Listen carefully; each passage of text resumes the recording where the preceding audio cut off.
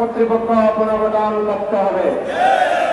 Banking খাতে জামাতের দলীয় হস্তক্ষেপ বন্ধ করা এবং নিরপেক্ষ তদন্তের মাধ্যমে বাংলাদেশ ব্যাংকের বর্তমান অবস্থা পরিচালনার পিছনে চাকরিকে পুনর্বহাল করতে হবে। উক্ত সময়ে পরবর্তী যে সকল জামাত শিবির কর্মীদের অবৈধ অনিয়মিত নিয়োগ পদোন্নতি প্রদায়ন করা হয়েছে তা সুষ্ঠু তদন্তের মাধ্যমে যাচাই এবং বাতিলের ব্যবস্থা করতে হবে।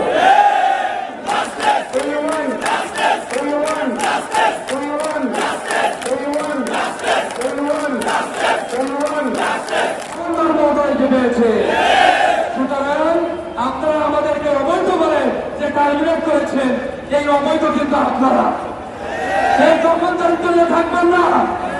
আমি আমাদের প্রধানমন্ত্রী এবং যারা আমাদের মন্ত্রী পরিষদে আছেন, যারা আমাদের গভর্নর মহোদয় আছেন, আপনারা দেখতে পাচ্ছেন আমরা এই মজলুম ভাই বোনেরা দীর্ঘদিন যাবৎ এই রাস্তায় ঘুরে আছে।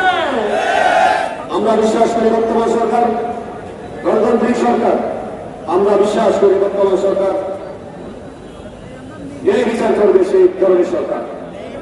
আমরা বিশ্বাস করি সমাজের যে বৈষম্য রয়েছে সেই বৈষম্য দূর করার সরকার প্রতিষ্ঠিত রয়েছে। সেজন্য আমরা আজকে দাবিদাবা নিয়ে এখানে এসেছি যে আমাদের যে ভাই বোনেরা কষ্টে ইলাতিবাদ করছে তাদের দাবিদাবা নিয়ে আমরা এখানে এসেছি। এটা অত্যন্ত মানবিক দৃষ্টিকোণ থেকে আমরা এখানে এসেছি। আমরা কারোর সাথে ঝগড়া করার জন্য এখানে আসে নাই। আমরা এসেছি আমাদের যে চেয়ার রয়েছে, আমাদের যে চাকরির জায়গা রয়েছে, সেই জায়গায় আমাদেরকে পুনঃপ্রতিষ্ঠা করা হবে, যে বিশ্বাস নিয়ে আমরা এখানে এসেছি।